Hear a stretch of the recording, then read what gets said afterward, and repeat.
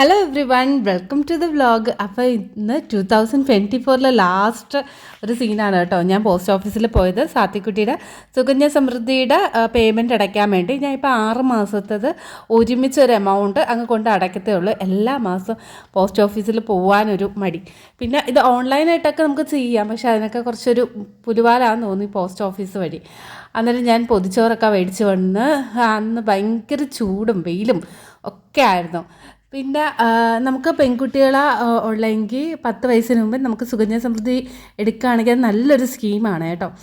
ഞാൻ കുറേ ഇൻസ്റ്റാൾമെൻ്റ് ഒന്നും അടച്ചിട്ടില്ലായിരുന്നു. വീട് പണി, പിന്നെ ഇടയ്ക്ക് വെച്ച് എനിക്ക് ജോലിയില്ലായ്മ, ഇതൊക്കെ വന്നിട്ട് അപ്പം വർഷത്തിൽ 250 രൂപ ആ ഒരു സ്കീമിലോട്ട് അടച്ചു കഴിഞ്ഞാൽ അതിങ്ങനെ കിടക്കും. പിന്നെ നമ്മൾ അടയ്ക്കുന്ന കണക്കിരിക്കും നമുക്ക് കിട്ടുന്നത്. പക്ഷേ ഏറ്റവും ബെനിഫിറ്റായിട്ടുള്ളൊരു ഇതാണ്. അന്നേരം ചൂട് സഹിക്കാൻ വയ്യാത്തതുകൊണ്ട് ഞാൻ വിളിച്ച് കുറച്ച് സംഭാരം ഉണ്ടാക്കാമെന്ന്. നേരം തൈര്, ഉള്ളി, മുളക്, പിന്നെ ഇഞ്ചി ഇത്രയും കൂടെ ഇട്ടിട്ട് മിക്സിക്കകത്ത് നന്നായിട്ടൊന്ന് നല്ല അടിച്ച് വെച്ച്. ഇത് വെണ്ണയാണ് കേട്ടോ. ഇങ്ങനെ എടുക്കാൻ നേരം ഭയങ്കര രസമുണ്ട്. ചൂടെന്ന് ചോദിച്ചാൽ അപാര ചൂട്.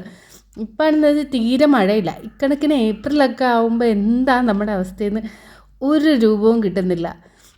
അത്യാവശ്യം ഇവിടെ ഉച്ച സമയത്തൊക്കെ പുറത്തിറങ്ങിക്കഴിഞ്ഞാൽ ഭയങ്കര ഒരു സീനാണ്. എനിക്ക് തോന്നുന്നത് കേരളത്തിൽ അങ്ങോളം ഇങ്ങോളം എല്ലാം അങ്ങനെ തന്നെയാണ്. അന്നേരം വിശപ്പ്. അപ്പോൾ രാവിലെ ഞാൻ ഫുഡൊക്കെ ആക്കി വെച്ചിട്ടാണ് ഞാൻ പോസ്റ്റ് ഓഫീസിൽ പോയത്. ഇന്ന് കുറച്ച് ചിക്കൻ്റെ കറിയും ചോറും മാത്രമേ ഉള്ളൂ. അപ്പം നമ്മൾ കൊച്ചു ഫാമിലിയൊക്കെ ആകുമ്പം നമുക്ക് 1-2 ഐറ്റംസ് മതിയല്ലോ. മിക്കവാറും ഒന്നായിരിക്കും. ഇന്ന് ഞങ്ങളുടെ കൊട്ടിയത്ത് ഇവിടെ Lulu hyper market dream mall തുടങ്ങിയിട്ടുണ്ടായിരുന്നു. ഞാൻ നേരത്തെ പറഞ്ഞിട്ടില്ല. അപ്പം ആ ഒരു മോളിൽ ഇത് ഫസ്റ്റ് ടൈമാണ് കേട്ടോ എൻ്റെ അമ്മ അവിടെ വിസിറ്റ് ചെയ്യുന്നത്. അന്നേരം അമ്മ ഇങ്ങനെ ഓട്ടോയിൽ വന്ന് ഞാനും സത്യം കൂടെ സ്കൂട്ടറിൽ വന്ന് എന്നിട്ട് ഞങ്ങൾ ഷോപ്പിംഗ് നടത്തി. ഞങ്ങൾ മിക്കവാറും എനിക്കൊരു എക്കണോമിക്കലായിട്ട് തോന്നിയത് അവിടുത്തെ ഫുഡാണ്. നല്ല ക്രിസ്പി ചിക്കനും പിന്നെ ആ ഒരു 200 റുപ്പീസായ ആ ഒരു മന്തിക്ക് കോട്ട. അപ്പോൾ ഇതാണ് കേട്ടോ ക്രിസ്പി ചിക്കൻ. ഇതിന് എനിക്ക് തോന്നുന്നു 250 ഗ്രാമിന് 150. അത്യാവശ്യം നല്ല കേട്ടോ. സോസും കൂട്ടി കഴിക്കാൻ വേണ്ടി നല്ല ക്വാണ്ടിറ്റി ഉണ്ട്. എന്നിട്ട് ഞങ്ങൾ ടി വി ഒക്കെ കണ്ട് ഞാൻ സത്യക്കുട്ടിയും കൂടെ അത് മേടിച്ച് നന്നായിട്ടൊന്ന് കഴിക്കുക. പിന്നെ എല്ലാവരും 2025 എങ്ങനെ ഉണ്ടായിരുന്നു? ഇത് ഞങ്ങൾ ന്യൂ ഇയർ ഗിഫ്റ്റാണ് കേട്ടോ. ഞാൻ വിചാരിച്ച് സാത്തിക്ക് എന്തെങ്കിലും ഒരു ന്യൂ ഇയർ ഗിഫ്റ്റ് എൻ്റെ കൈകൊണ്ട് ഉണ്ടാക്കി കൊടുക്കണം, അല്ലാണ്ട് എന്തെങ്കിലും മേടിച്ച് കൊടുക്കണമെന്ന്. അപ്പോൾ ഒരു കലണ്ടർ ബോർഡാണിത്. ഇതെങ്ങനെ ഉണ്ടാക്കുന്നതെന്ന് വെച്ചാൽ സിമ്പിളാണ്. ഒരു ബോർഡ് വെക്കുക, അതിനകത്ത് കുറച്ച് അലങ്കാരപ്പണികളൊക്കെ ചെയ്യുക. അതിൻ്റെ ഇതിൽ ഞാൻ എഴുതി വെച്ചേക്കുന്ന കേട്ടോ ജാനുവരിയിൽ കലണ്ടർ. അത്യാവശ്യം വലിയ വൃത്തിയൊന്നും ഇല്ലെങ്കിലും കൊച്ചുങ്ങൾക്ക് ഇതൊക്കെ വലിയൊരു ഹാപ്പി അല്ലേ. അവൾക്കാണെങ്കിൽ കലണ്ടർ ഇങ്ങനെ ഉണ്ടാക്കുന്നത് കാണുന്നത് ഞങ്ങൾക്ക് കുറേ ക്രാഫ്റ്റൊക്കെ കാണും കേട്ടോ. ഞാൻ പറഞ്ഞിട്ട് എപ്പോഴും കൊറിയൻ വ്ളോഗ്സ്, പിന്നെ ഇപ്പോൾ ആസ്തറ്റിക് വ്ളോഗ്സ്, ഇതൊക്കെ എനിക്ക് ഭയങ്കര ഒരു വീക്ക്നെസ്സാണ്. അങ്ങനെയുള്ളതിപ്പം ഞാൻ കുറേ കണ്ടിട്ട് കുറച്ച് ഗിഫ്റ്റൊക്കെ കൊടുക്കുന്നത്. ഇത് അവളുടെ ഗ്ലിറ്ററിങ് പേനയാണ് കേട്ടോ, അവളുടെ ഫേവറേറ്റ്.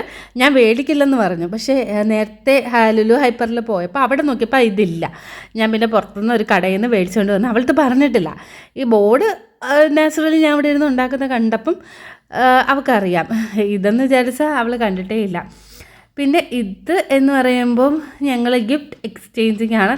ഞങ്ങളിവിടെ വെച്ചിട്ടാണ് ഗിഫ്റ്റ് എക്സ്ചേഞ്ചൊക്കെ ചെയ്തിരുന്നത്. അത്യാവശ്യം ഞങ്ങൾ രണ്ടുപേരും കൂടെ അവൾ കുറച്ച് എന്തായിരുന്നു പേപ്പറിൽ അവൾക്ക് എൻ്റെ കസിൻ ഒരു ഗ്രീറ്റിംഗ് അയച്ചു കൊടുത്തിട്ടുണ്ടായിരുന്നു കേട്ടോ, ന്യൂ ഇയർ ഗ്രീറ്റിംഗ്. ഇപ്പോൾ ഗ്രീറ്റിംഗ് കാർഡ്സ് ഒന്നും ആരും യൂസേ ചെയ്യുന്നില്ലല്ലോ. അങ്ങനെ കസിൻ ഗ്രീറ്റിംഗ് കാർഡൊക്കെ അയച്ചു കൊടുത്തിട്ടുണ്ട്. അപ്പോൾ അതിൻ്റെ ഒരു എക്സൈറ്റ്മെൻറ്റിൽ അവളിങ്ങനെ ഉണ്ടാക്കി അതിനകത്തുള്ള വേർഡ്സൊക്കെ ഇങ്ങനെ എഴുതി എനിക്കും കൂടെ ഗിഫ്റ്റായിട്ട് തന്ന്. അപ്പോൾ ഞാൻ ഇതൊക്കെ അതൊക്കെ ചോദിച്ചു. അവൾക്ക് ഏറ്റവും വലിയ സർപ്രൈസ് ആയിരുന്നത് ആ ഒരു ഗ്ലിറ്ററിങ് പേനയാണ്. അവൾ ഭയങ്കരമായിട്ട് കുറേ പ്രാവശ്യം എൻ്റെ അടുത്ത് പറഞ്ഞിട്ടുണ്ടായിരുന്നു അതൊന്ന് മേടിച്ചു കൊടുക്കാൻ വേണ്ടി. ഇത് സാധിക്കുട്ടി എഴുതിയിട്ട് വന്നതാണ് കേട്ടോ. അത്യാവശ്യം നല്ല റൈറ്റിംഗ് ആണ് അവളുടേത്. അവളിങ്ങനെ കുറേ കാര്യങ്ങളൊക്കെ ഇങ്ങനെ എഴുതി, അവൾക്ക് പോലും അറിയത്തില്ല എന്താണ്. അതുകൊണ്ട് എൻ്റെ അടുത്ത് ഇങ്ങനെ ചോദിക്കായിരുന്നു, അമ്മ ഇതെന്തുവാ എൻ്റെ മീനിങ്. പക്ഷെ എന്തോ നല്ല മീനിങ് ആണെന്ന് മനസ്സിലായി. അതുകൊണ്ട് ആളെ കോപ്പി അടിച്ച് അതേ കണക്ക് എഴുതി ഫ്ലവറൊക്കെ ഇത് ചെയ്ത്. ഇതെൻ്റെ അമ്മയ്ക്കുള്ള ഗിഫ്റ്റാണ് കേട്ടോ. അമ്മയ്ക്ക് ഇങ്ങനത്തെ കമ്മലൊക്കെ ഭയങ്കര ഇഷ്ടമാണ്. പക്ഷെ അപ്പോൾ അതുപോലെ ഞാൻ സെലക്ട് ചെയ്ത സാധനം അമ്മയ്ക്ക് ഇഷ്ടമായില്ല. ഞാൻ എനിക്കും കൂടെ വേണ്ടി ഒരു കമ്മൽ മേടിച്ച്. അപ്പം ഇത് തീരെ ചെറുതായതുകൊണ്ടല്ല, അമ്മയ്ക്കിത് ഈ ഒരു കമ്മൽ ഇഷ്ടപ്പെട്ടു. ഇതാണ് എനിക്ക് വേണ്ടി ഞാൻ മേടിച്ചത്. എനിക്കിതേ കണക്ക് റോൾഡ് ഗോൾഡിൻ്റെ കുറേ കളക്ഷൻസ് ഉണ്ട് കേട്ടോ. എനിക്കത് ഭയങ്കര ഇഷ്ടമാണ്. അപ്പം അതാണ് ഞാൻ ഉപയോഗിക്കുന്നതും. നമ്മുടെ സാത്തിക്കുട്ടിയുടെ കലണ്ടർ ഇവിടെ സെറ്റ് ചെയ്തു. കുഴപ്പമില്ല, നമുക്കതൊക്കെ. ഇത് നല്ല ബീഫൊക്കെ, അന്ന് ഞങ്ങൾ ബീഫ് ഫ്രൈയും ചോറും ഒക്കെ ആയിരുന്നു. പിന്നെ കുറച്ച് എന്തോ ഒഴിക്കാനുണ്ട്, ഒരു കറി. ബീഫ് ഇങ്ങനെ ഫ്രൈ ആവുന്നതെന്ന് കുറേ കാലമായിട്ടോ ഇങ്ങനെ ബീഫ് ഫ്രൈ ചെയ്തിട്ട് വീട്ടിൽ. അങ്ങനെ ഇനി കാണിക്കാൻ വന്നത് നമ്മുടെ സാത്തിക്കുഞ്ഞ് ടൂറ് പോയി. ഇത് 4:25 എൻ്റെ പണിയെല്ലാം കഴിഞ്ഞു കേട്ടോ. അതായത് ജോലി, എൻ്റെ ഷിഫ്റ്റ് ടൈം. എനിക്ക് കുറച്ച് ഓവർലോഡ് വർക്ക് ഉണ്ടായിരുന്നു. പിറ്റേ ദിവസം ഞാൻ ലീവ് ആയതുകൊണ്ട് അന്നേരം എനിക്കിനി ഉറങ്ങാൻ പറ്റുമെന്നൊന്നുമില്ല. രാവിലെ സാത്തീനെ സ്കൂളിൽ കൊണ്ടാക്കണം. അന്നേരം ഇഡലി രാവിലത്തെ ബ്രേക്ക്ഫാസ്റ്റാണ് വെച്ചത്. ആകെ കൂടി കിളി പോയ കണക്കായിട്ടുണ്ട്. അപ്പോൾ നൈറ്റ് ഷിഫ്റ്റ് കുറേ ആൾക്കാർ വിചാരിക്കും ഭയങ്കര സുഖമാണ്. ആക്ച്വലി അങ്ങനെയല്ല. നമുക്കിങ്ങനെ സാത്തിക്ക് ടൂർ പ്രോഗ്രാമൊക്കെ വരാൻ നേരം ഞാൻ ഉറങ്ങാറേ ഇല്ല. ഞാൻ ഉറങ്ങിയത് എനിക്ക് വന്ന് പിറ്റേ ദിവസം 8:15 8:20 ഹെൽത്ത് ഇഷ്യൂസ് ഇഷ്ടം പോലെ ഉണ്ട് കേട്ടോ. നമ്മൾ നൈറ്റ് ഷിഫ്റ്റ് ചെയ്യുമ്പം നമുക്ക് ഒരുപാട്, എനിക്ക് സ്കിന്നിൻ്റെ ഇത് പ്രശ്നം വരുന്നുണ്ട്, അല്ലാതെ ഉറക്കത്തിൻ്റെ, മൈഗ്രെയിൻ്റെ എല്ലാം ഉണ്ട്. പക്ഷെ നമുക്ക് ചെയ്യാതിരിക്കാൻ പറ്റത്തില്ലല്ലോ. അങ്ങനെ സാത്തി റെഡിയായി. രാവിലെ എണീച്ച് അവൾ 6 മണി 5 മണിയൊക്കെ ആയപ്പോൾ എണീച്ചു. ഞാൻ പിന്നെ ഉറങ്ങിയില്ല. അങ്ങനെ കുഞ്ഞു കുഞ്ഞു തുമ്മൽ. അത്യാവശ്യം തണുപ്പുണ്ട് കേട്ടോ. നല്ല വെട്ടം കാണുവാണെങ്കിലും നല്ല തണുപ്പുണ്ടായിരുന്നു. അങ്ങനെ രാവിലെ ഞാൻ അവളെ കൊണ്ടാക്കുന്നത്. അപ്പോൾ സ്കൂളിൽ ചെന്നപ്പം കഴിഞ്ഞ പ്രാവശ്യം ടൂർ പോയ അത്രയില്ല കേട്ടോ. ഇവർ പോയത് എവിടെയാണെന്ന് വെച്ചാൽ ട്രിവാൻഡ്രം ലുലു മോളും പിന്നെ ശംഖുമുഖം ബീച്ചിലും ആയിരുന്നു അവർ പോയിരുന്നത്. അപ്പോൾ എല്ലാവരും അതിൻ്റെ ഒരു എക്സൈറ്റ്മെൻ്റ് ഉണ്ടല്ലോ നമ്മൾ കൊച്ചിലേക്കാകുമ്പം. എൻ്റെയൊക്കെ കൊച്ചിലാണെങ്കിൽ എൻ്റെ പാരൻസ് അങ്ങനെ ടൂറൊന്നും പോകാൻ വേണ്ടി സമ്മതിക്കത്തൊന്നുമില്ലായിരുന്നു. അതുകൊണ്ട് തന്നെ എനിക്ക് നിർബന്ധമായിരുന്നു. എൻ്റെ പിള്ളേരെല്ലാം അത്യാവശ്യം ടൂറൊക്കെ പോയി. ഇപ്പോഴാണെങ്കിൽ നമുക്ക് പറ്റും. നമുക്ക് നാളത്തെ കാര്യം അറിയത്തില്ലല്ലോ. നമ്മൾ പറ്റാവുന്ന കാര്യത്തെ അവരൊന്ന് എൻജോയ് ചെയ്യട്ടെ. നമ്മൾ കൊണ്ടുപോകുന്ന ടൂറിനേക്കാളും കുറച്ചും കൂടെ അവർ എൻജോയ് ചെയ്യുന്നത് അവരുടെ ഫ്രണ്ട്സുമായിട്ട് പോകാൻ നേരമാണ്. അന്നേരം ഇത് അവളുടെ ടീച്ചേഴ്സും പിന്നെ പാരൻസെല്ലാം വന്നിട്ടുണ്ട്. പിള്ളേരെല്ലാം അവരെ ഇങ്ങനെ വിളിക്കും, ഓരോ നെയിം വിളിച്ചിട്ട് ഇങ്ങനെ പ്ലേസ് ചെയ്യുന്നത്. സാത്ത് ഇങ്ങനെ നോക്കിക്കൊണ്ടിരിക്കും ആ സൈഡ് ഗ്ലാസ്സിൽ കൂടെ. എക്സൈറ്റ്മെൻറ്റ്, ശരിക്കും ആ എക്സൈറ്റ്മെൻറ്റും ആ ഒരു ക്യൂരിയോസിറ്റിയും ഒക്കെ ഒന്ന് കാണുമായിരുന്നു. അവർക്കെന്തോ സ്വർഗം കീഴടക്കിയൊരു ഇതായിരുന്നു. അപ്പോൾ ഇതെന്താണെന്ന് ചോദിച്ചാൽ അകത്ത് പള്ളിയിലേശം വന്നിട്ട് പ്രാർത്ഥനയുണ്ട് കേട്ടോ. ഇവരെ എപ്പോഴും ഇവർക്ക് ടൂറ് പോകാൻ നേരം അച്ഛൻ വന്ന് പ്രാർത്ഥിക്കും. അത് മസ്റ്റാണ്. ഒരു ക്രിസ്ത്യൻ സ്കൂളായതുകൊണ്ട് തന്നെ അവരതൊക്കെ ഭയങ്കര സ്ട്രിക്റ്റാണ്. പിന്നെ സതികുഞ്ഞ് പോകുന്നത്. എന്നിട്ട് തിരിച്ച് ഞാൻ അങ്ങോട്ട് വന്നപ്പം അമ്മ ഇവിടെ ഉണ്ടായിരുന്നു. അമ്മ രാത്രി വരുമല്ലോ. അങ്ങനെ രാവിലെ ബ്രേക്ക്ഫാസ്റ്റ് ഞാൻ ഓൾറെഡി ആക്കി വെച്ചിട്ടുണ്ട്, ഇഡലിയും സാമ്പാറും. അവൾക്ക് ബ്രേക്ക്ഫാസ്റ്റ് കൊടുത്തു വിടണമായിരുന്നു. ഉച്ചയ്ക്കത്തെ ലഞ്ചും പിന്നെ വൈകിട്ട് ചായയോ അങ്ങനെ എന്തെങ്കിലുമൊക്കെ ഉള്ളൂ. അങ്ങനെ 1:15 ഞാൻ എണീച്ച് കേട്ടോ. എണീച്ച് വന്ന ഈ കോലമാണ്. അപ്പം അന്ന് ഫുഡൊന്നും വെച്ചില്ല. ആകെ കൂടി നമ്മൾ അന്ന് ഉറങ്ങി എണീച്ചെങ്കിൽ പോലും എനിക്കങ്ങോട്ട് ശരിയായില്ല. ഇത് നമ്മുടെ വീട്ടിൽ ഊണ്, ഞങ്ങളുടെ വീടിൻ്റെ അടുത്ത് തന്നെ ഇപ്പോൾ വീട്ടിൽ ഊണുണ്ട്. സാധാരണ ഞാൻ കൊട്ടിയം ജംഗ്ഷനിൽ പോയിട്ടാണ് വീട്ടിൽ ഊണ് മേടിക്കുന്നത്.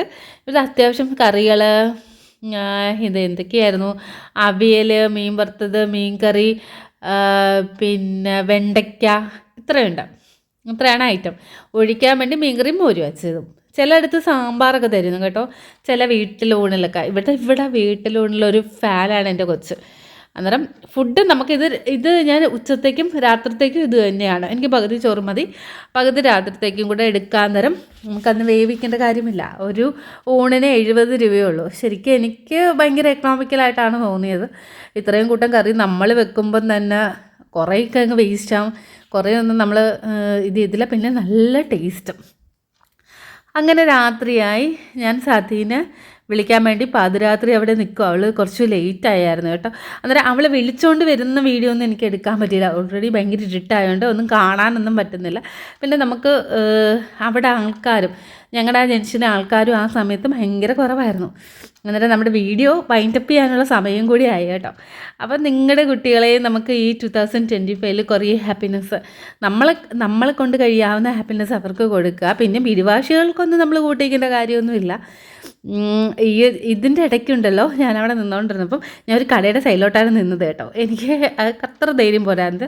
ഇത് സാധിക്കുട്ടിയായിട്ട് തിരിച്ചു വന്നു ഞങ്ങൾ. പിന്നെ കുറേ അവൾക്ക് കാലുവേദനയെന്നൊക്കെ പറഞ്ഞ് ഭയങ്കര കരച്ചിലായിരുന്നു. അങ്ങനെ ഒരു കാല് മസാജൊക്കെ കൊടുത്തു. പിന്നെ അത് വിശേഷവും കേട്ട് അന്ന് ഞങ്ങൾ ഇറങ്ങി. അപ്പോൾ വീണ്ടും ഒരു വീഡിയോയുമായി കാണാം.